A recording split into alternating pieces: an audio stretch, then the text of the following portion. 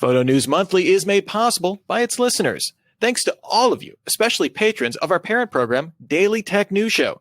Get the ad-free version of the show and more at patreon.com/DTNS.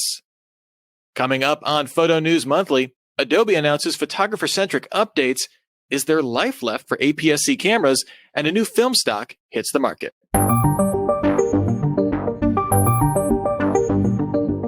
This is the photography news for the month of June 2022. In lovely Cleveland, Ohio, I'm Rich Stroffolino.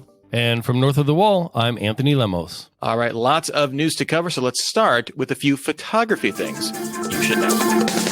The photo app VSCO announced that it's relaunching to focus on its core creator audience and return to its roots. The relaunch focuses on a streamlined editing workflow and connecting creatives together with a shared gallery system called Spaces, coming to all users in July. What will the VSCO girls do? Then NASA, the European Space Agency, or ESA, and the Canadian Space Agency, CSA creatively, will jointly release the first full-color images from the James Webb Space Telescope on July 12th in a live broadcast scheduled for 10:40 a.m. Eastern Time. You can catch the stream on Facebook, Twitter, YouTube, and Twitch. On July 13th, experts from the agencies will answer questions on these images on a live stream. Moment launched a Kickstarter campaign for the 1.33x anamorphic lens adapter, which can be used to adapt standard spherical lenses to shoot anamorphic footage. It works on primes 50mm to 150mm and zooms 55mm to 150mm, so no wide angle support. It attaches to the front of the lens with a 67mm filter thread, so focus shift might be an issue. Early bird pricing starts at $999, and Moment says it ships in December. Well, in other cinema news, Blackmagic updated the Pocket Cinema Camera 6K with a G2 version. It borrows some features from the 6K Pro model, like having a larger battery, swiveling touchscreen, and support for an OLED viewfinder, but it lacks other niceties that the Pro has, like built-in ND filters. It's otherwise keeping the same sensor as the original Camera 6K. The 6K G2 is available for $1,995. That's $500 less than the original 6K when it debuted, and you get a full version of DaVinci Resolve Studio. The L-Mount Alliance is getting a little more crowded, with DJI announcing it joined Leica, Panasonic, and Sigma in the group. This comes as earlier this month, Panasonic and Leica announced a comprehensive strategy collaboration agreement to develop L-Square technology, which theoretically covers full-frame and non-L-mount Micro Four Thirds offerings. And in other Leica news, it discontinued its TL and CL line of APS-C mirrorless cameras. Right, and in APS-C news, just as Leica is killing off its line, we're actually seeing some signs kind of across a lot of different manufacturers that APS-C, the talk had been, full frame's taken over, bodies are getting lighter, cheaper, readouts, sensor readouts are getting faster, but it seems like APS-C is getting a little life. Isn't that right, Amos? That's your name? There you go. So many names. Canon recently announced its first APS-C mirrorless camera that uses its newer RF mount, the 24-megapixel R10 and the 32-megapixel R7.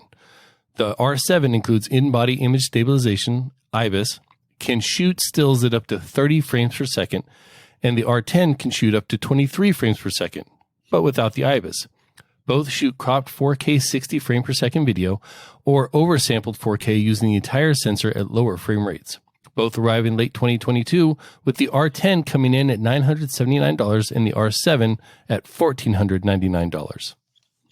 Yeah, so Canon making that first stab with their new mount. It's like 3-4 years old now, but that's not it. Fujifilm has kind of been the stalwart of the APS-C camp, and they announced their latest camera with that sensor size, the XH2S. They named it so silly because there's no XH2 yet, but whatever. But the big thing here is that it's its first stack sensor APS-C sensor that we've seen. We've seen some full frame. We've seen some Micro Four Thirds stack sensors. This is the first APS-C sensor. It offers up to 40 frame per second shooting, reduced shutter lag, open gate 6K recording, which I know a lot of people are excited about, IBIS, and pretty much all the bells and whistles you expect from kind of a flagship hybrid camera at this point. And that's going to be hitting the shelves later this year. So from the stalwart to the classics. Sony has been a bit of a sleeping giant in the APS-C world, barely releasing any new cameras after essentially creating the APS-C mirrorless market back in the day. In fact, its full-frame A7C is essentially an APS-C body with the guts of the full-frame A7 III. But it released 3 new crop sensor lenses, the 10 to 20 millimeter f4 power zoom, the 15 millimeter f1.4G, and an 11 millimeter f1.8. These would pair well with its vlogging-focused ZV-E10. Like, why can't they just make the names easy? Come on. There's easier ways. So, I have a whole rant about Canon's numbering system. We can get into it after we finish up all these announcements. Even not to be left out, although officially they're left out, but rumor-wise not being left out in the APS-C love, Nikon, little old plucky Nikon, possibly still sticking with the APS-C game. Nikon rumor sources are saying a Z30 body is on its way. They've only ever had the Z50 and the ZFS, the retro-styled, kind of looks like a film camera in there, and they've pretty much left the mount languish in terms of new lens design specifically for that body. So that could be coming later this year. Nikon rumors pretty reliable when it comes, they have pretty good sources. All of those Fuji rumors, Alpha rumors, and stuff like that, they're all pretty well sourced. So I wouldn't be surprised to see that this year. Amos, what is your big, which one of these stands out the most to you as like, hey, this is the sign, APS-C, it's still kicking, it's still going to be around for a while? Well, I really like the fact that Canon has actually brought one to market, APS-C cameras to market using the RF mount, the new RF mount. And I think that shows signs of marketability and market growth, and it fills that a really particular hole. But the one that excites me the most is Sony, because anytime you can get Sony into a space, they really have a chance to take over that space and really expand it to the best that space can be. And they've done things with mirrorless cameras. I mean, they're the ones that brought mirrorless to market, really. At least to the mass market. And that is what has me excited, because when Sony takes something and they run with it, it really pushes the rest of the market along with it. And if they're going to do that with APS-C, that's good. That's awesome for the whole market in general.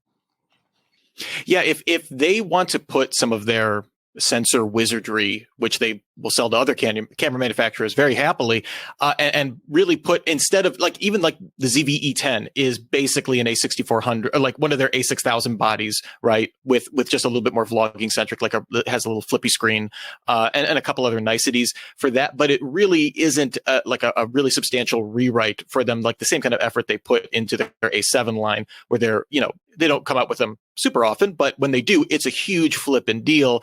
The fact that they're releasing new lenses for that means they're not planning on, these seem to be really like that 15 1.4. That's going to be like a 23 millimeter ultra, with that crop body.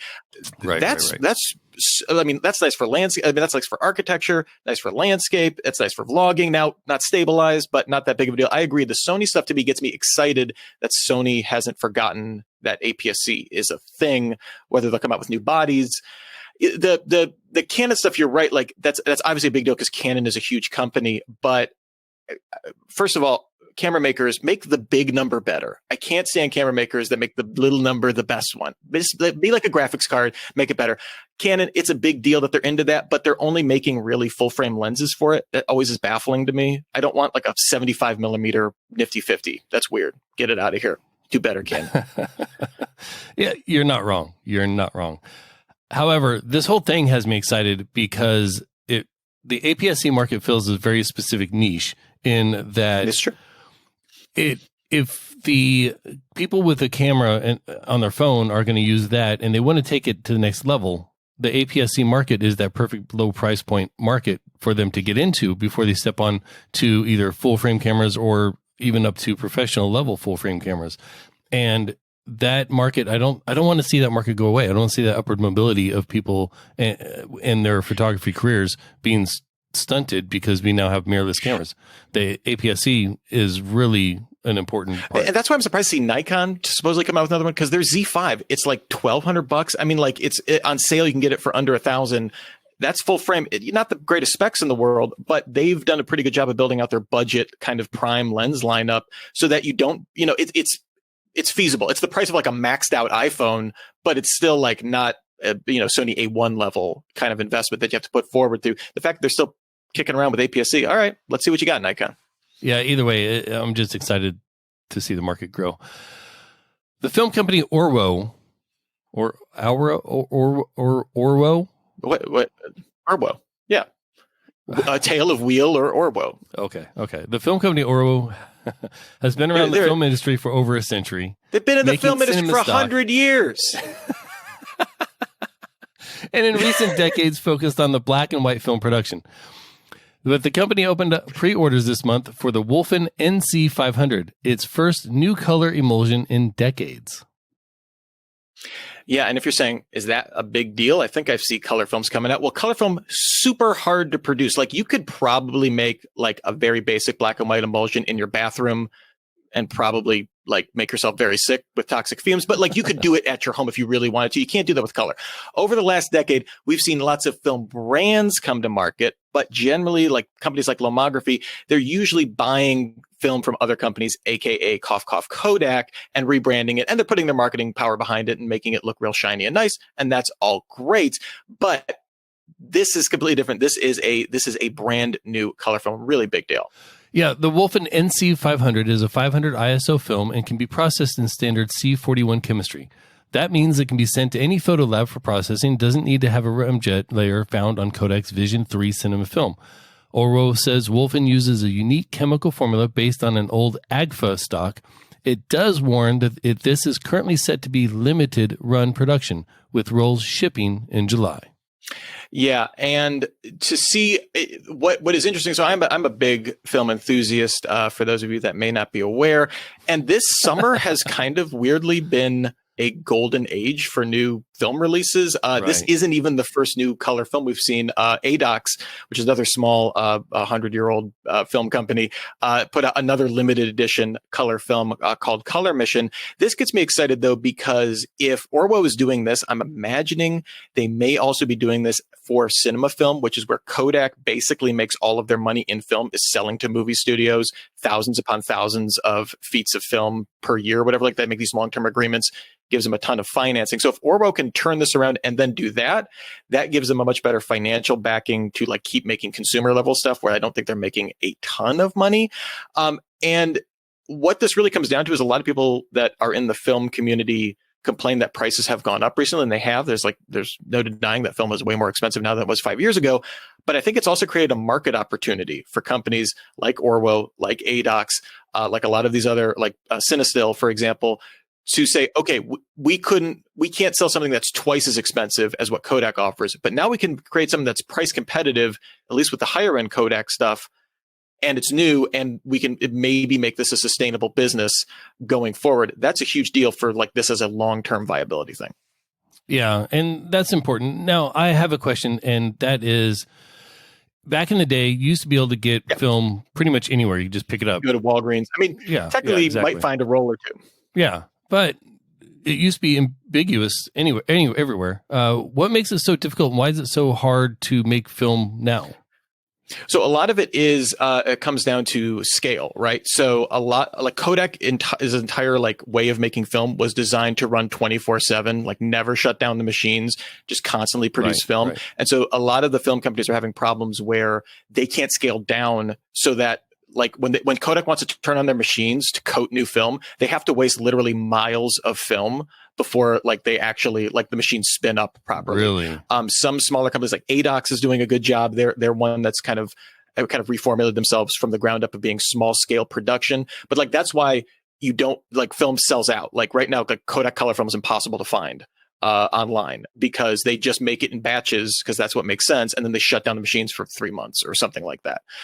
So that's one of the reasons that like film has just gotten more expensive. The other thing is in terms of regulation, environmentally, like Fujifilm has had to stop making films, they're saying, because of environmental reasons in Japan. The regulations just, you can't like use these chemicals anymore in a lot of ways. So a lot of companies are having to either find ways around that, or they're paying some sort of, I'm sure they're paying some sort of environmental credit to do that, which makes things more expensive. So there's a lot of supply chain reasons why it's hard to scale down. Like the economies of scale just kind of don't work at super small production. So that's been a long-term problem the industry's been dealing with. Got it. Yeah. All right. Well, if you want to run down every single day of the tech headlines, you need to check out our sister show, Daily Tech Headlines, all the essential tech news in about 5 minutes, dailytechheadlines.com. And you can hear this voice. By the way, you're welcome.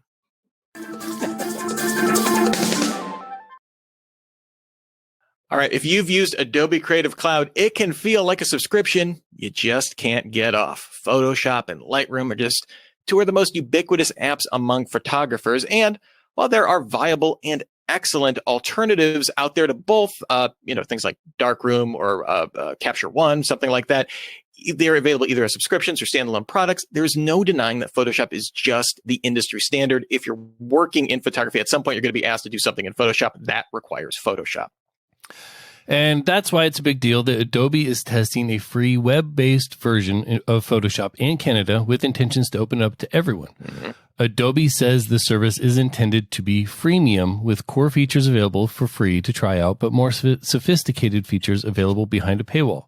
No word on when a wider rollout will come.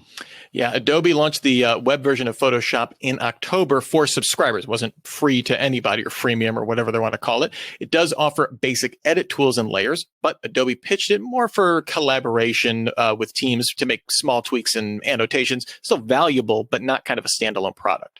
So is this an Adobe Elements killer? A way to combat piracy and password sharing? Or is this anything more than Adobe giving everyone their first taste for free? Yeah, that is the question of, is this, because I think Adobe has done a pretty good job on the mobile front of being like, listen, there's a billion face swap apps or background swap apps. I mean, it's built into a lot of that functionality is built into like the core apps now.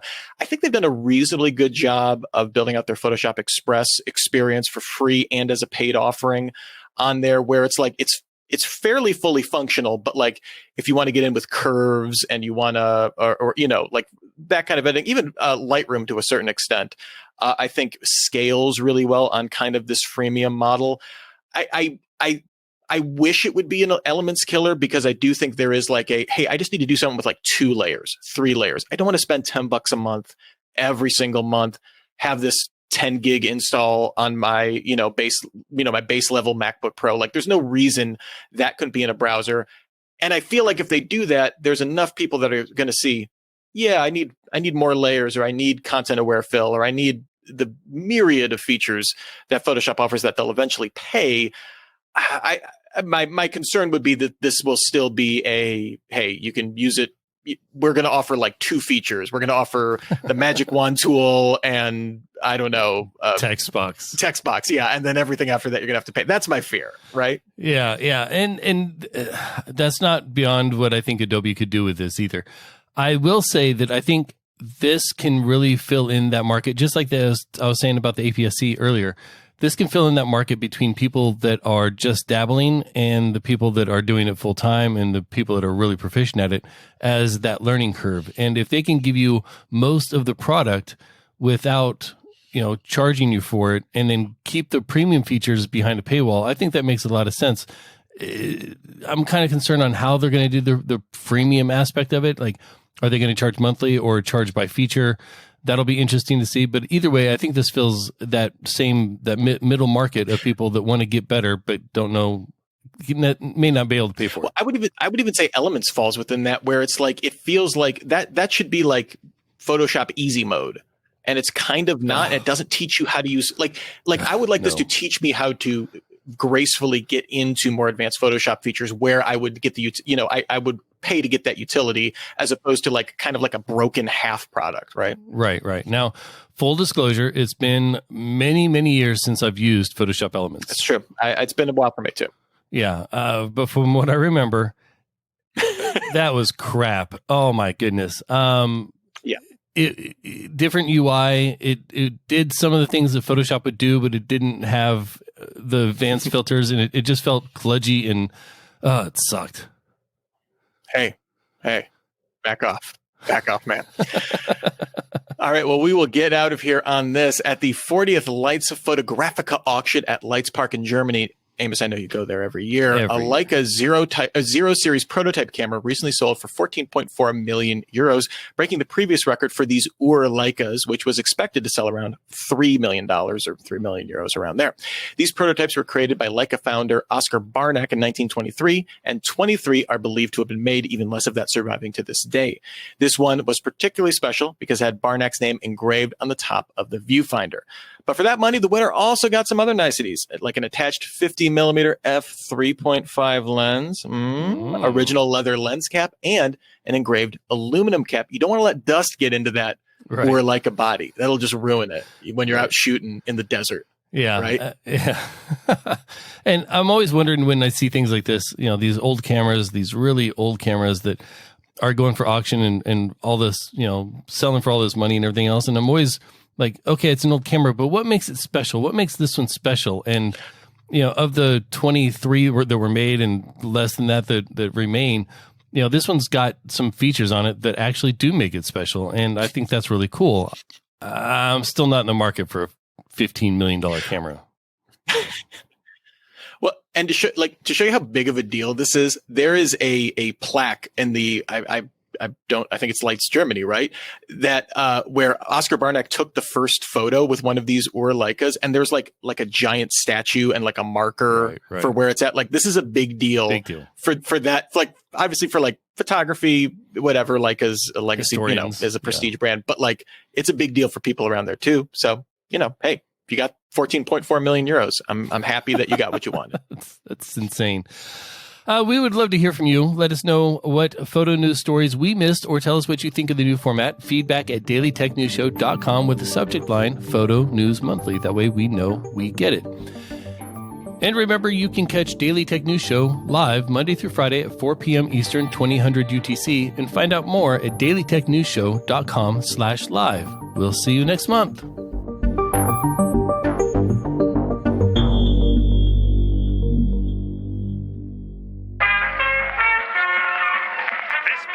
Is part of the Frog Pants Studios Network. For more information about this and other shows, visit frogpants.com. Audio programs so good, it's like you're there. Diamond Club hopes you have enjoyed this program.